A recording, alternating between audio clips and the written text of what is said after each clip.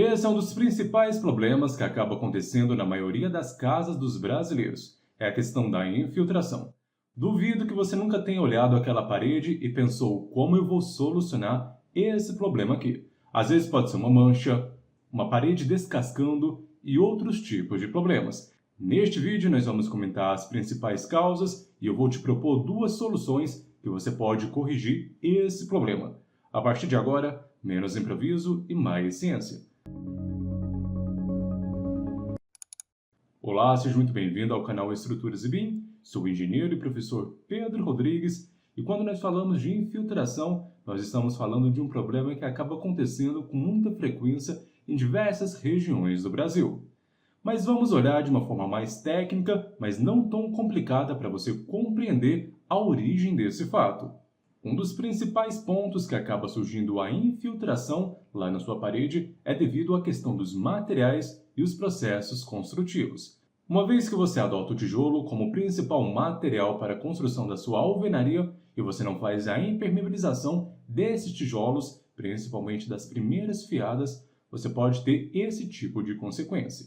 Já que o tijolo cerâmico é um tipo de material que acaba tendo uma alta capacidade de absorção de umidade. Se você já fez aquele teste de pegar um pedacinho de tijolo e molhou ele, você viu que ele tem uma alta absorção de água. Imagine isso com o contato com a viga baldrame e também a questão do solo. Uma vez que nós temos esse tipo de material, grande parte daqueles poros que é interligado, ele acaba formando uma rede interna que acaba facilitando o transporte de substâncias líquidas ou gasosas como a água. Como explicado anteriormente para você. Sabe aquele teste do tijolo? Que você molha um pedacinho? Ali dentro daquela estrutura do tijolo, nós temos pequenos poros que acaba facilitando a percolação de água dentro desses poros. Por isso que o tijolo acaba ficando saturado. E para evitar esse tipo de problema, principalmente na fase de construção, a impermeabilização é um dos pontos principais que você não pode esquecer. Nós podemos ter impermeabilização rígida e flexível. A diferença entre essas duas, pessoal, é que a rígida, pelo próprio nome, nós conseguimos deduzir que ela não tem flexibilidade, sendo indicado esse elemento construtivo para elementos que sofrem com movimentações estruturais. Por exemplo, uma situação. Você pode aplicar uma argamassa com aditivo hidrofugante utilizando em reservatórios de água como a caixa d'água. Aí vai precisar desse tipo de material. Já um outro tipo de impermeabilização é a questão dos flexíveis, que acaba tendo como capacidade a questão da deformação. Um exemplo para você, nós poderíamos utilizar as membranas asfálticas nas lajes. Partindo desse princípio que você sabe os principais pontos, vamos dar sequência na nossa aula. Nós temos essa situação aqui, onde nós temos a nossa parede, abaixo da parede nós temos a nossa viga baldrame e ela depois vai entrar em contato com o solo. Lembre que eu havia mencionado para você que nós temos um dos principais pontos da infiltração, a questão dos poros. Aqui nós estamos lidando com a capilaridade nos alicerces. Para você compreender isso de forma mais fácil, trazendo aqui para a prática, quando a viga baldrame não é corretamente impermeabilizada, há um risco de infiltração de umidade pela superfície. Um exemplo prático para você. Imagine que você construiu a sua casa e você não sabia que tinha que fazer a impermeabilização das vigas baldrames. Lembre que eu expliquei para você? Você pode passar um produto na viga baldrame ou até mesmo colocar algum aditivo na mistura do concreto. E você não fez isso. Aí começa a chover, aquele solo ele começa a ficar saturado, ou seja, ele vai reter muita água e como nós temos uma viga baldrame e um dos principais materiais que nós temos para fazer a execução desse material é o concreto e nós temos poros nesse concreto, acaba que essa viga baldrame ela vai absorver essa água do solo e como nós temos essa parede acima da viga baldrame, também acaba absorvendo essa água da viga baldrame e acaba criando um ciclo ali sem fim, principalmente no período de chuva.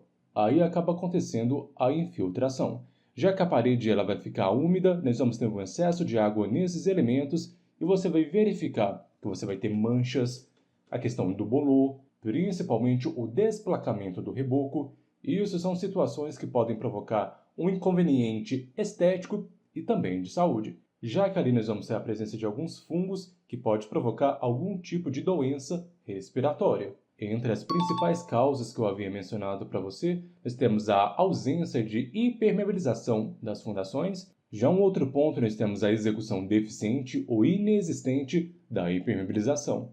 Às vezes a pessoa acaba economizando na hora de colocar aquele produto na mistura do concreto ou até mesmo passar aquele produto na face da nossa viga baldrame e acaba não funcionando aquele serviço. Já um outro tópico é a questão da umidade excessiva daquele solo, principalmente quando nós temos um lençol freático muito elevado. Já um outro ponto seria a questão de umidade excessiva daquele solo, principalmente quando você não faz a sondagem do solo para saber qual é a resistência do solo e aonde está localizado qual cota, qual profundidade o lençol freático.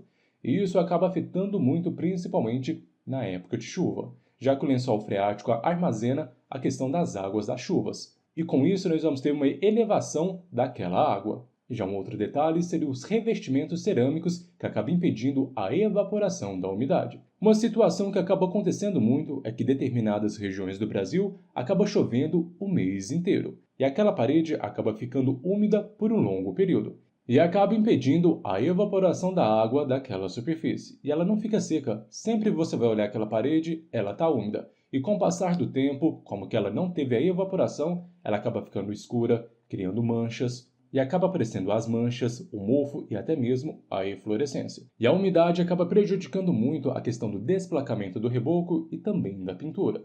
Já um outro fato é o comprometimento estético e habitacional. Agora, se você está tentando corrigir essa situação, nós temos essa primeira solução aqui, que seria a substituição do revestimento com produtos específicos. Entre os principais passos para você fazer a correção desse tipo de problema, você vai delimitar aquela área de infiltração, você vai remover aquele revestimento danificado daquela infiltração, posteriormente você vai fazer a aplicação de uma argamassa polimérica em 4 demãos. E depois que secar esse processo, você pode revestir novamente com argamassa contendo um aditivo. Aqui um material muito utilizado no mercado é o VHCite com aditivo impermeabilizante. Mas uma outra solução aqui, porém mais assertiva que a anterior, é a questão da substituição ou execução da impermeabilização. O principal passo que você vai fazer aqui são rasgos alternados na base da parede. Aqui você vai fazer um pequeno rasgo na parede e vai vir trabalhando em cima daquela área. Aí você vai aplicar uma impermeabilização flexível nessa região. Feito isso, você vai reconstruir aquela alvenaria com argamassa contendo o aditivo e vai passar para o próximo trecho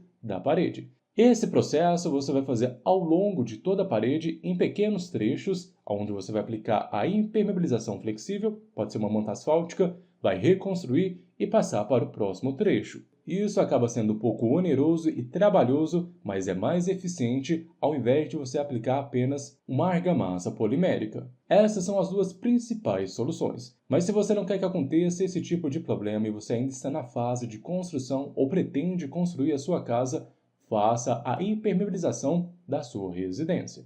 Mesmo que você gaste um pouco, isso vai ser uma economia no futuro e evitar determinados transtornos. Eu espero que você tenha gostado desse vídeo, deixe seu like, assim você ajuda o meu trabalho a continuar gravando esses vídeos de forma bem didática para você.